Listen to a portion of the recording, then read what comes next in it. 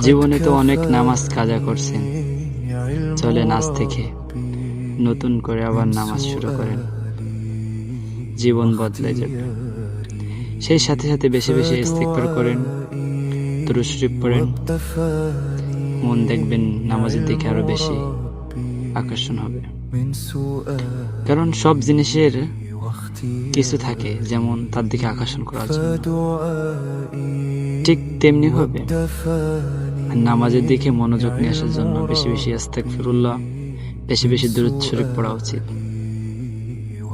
জীবনে তো অনেক নামাজ কাজা করছেন, চলেন আজ থেকে নতুন করে আবার নামাজ শুরু করেন, জীবন বদলে যাবে।